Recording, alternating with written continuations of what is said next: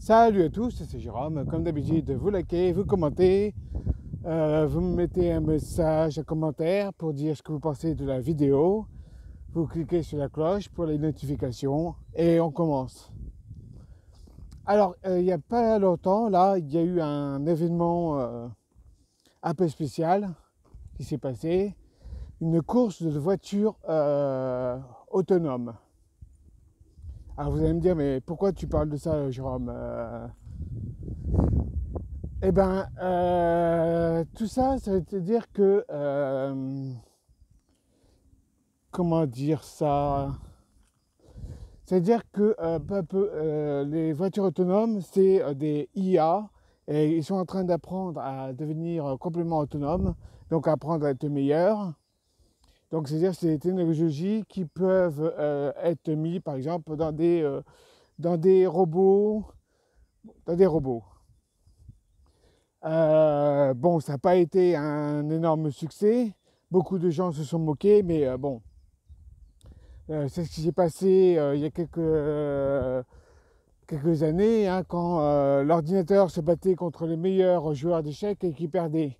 Et puis tout d'un coup, les joueurs d'échecs ont commencé à perdre contre les ordinateurs qui sont devenus en plus intelligents. Et ça doit être pareil. Grâce à l'intelligence artificielle, les machines vont se devenir plus en plus intelligentes, plus en plus autonomes. Et c'est des technologies qu'on va pouvoir mettre dans des androïdes, des robots. Et ceux-là vont remplacer peu à peu les hommes pour prendre des emplois.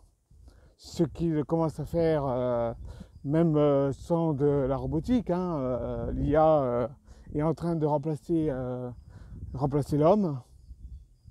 Mais plus en plus, elle va remplacer l'homme.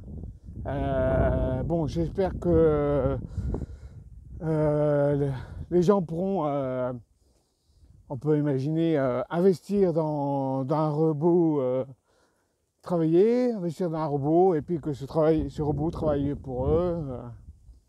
Voilà, toute la vie. Adieu, le, adieu le travail. Adieu le premier jour, le 1er mai, la fête du travail, parce qu'il n'y aura plus de vraiment fête du travail. Les gens ne travailleront plus. Ben, je pense que ça serait un truc super cool. On peut imaginer une société un peu comme un film avec Will Smith, où les robots remplacent complètement les gens au travail et les gens ils en profitent. Ça coûtera moins cher au patron et ça rapportera de l'argent aux gens. Ce sera un peu comme une sorte d'immobilier. On pourrait imaginer ça. Et donc voilà, ça pourrait être voilà.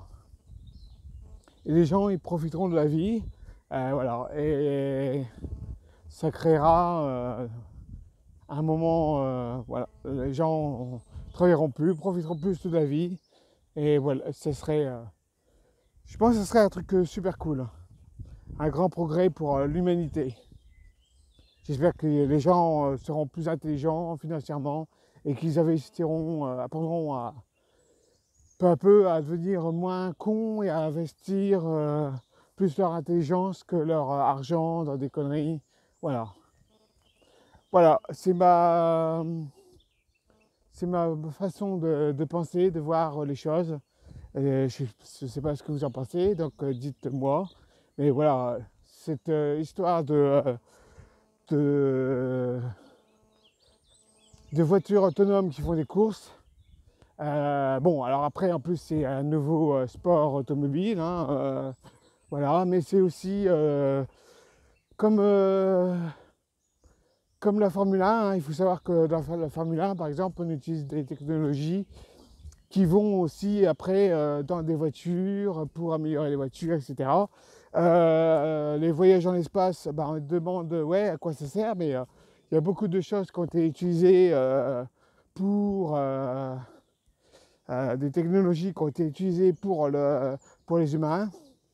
Vous allez rigoler, mais Il y en a une qui est assez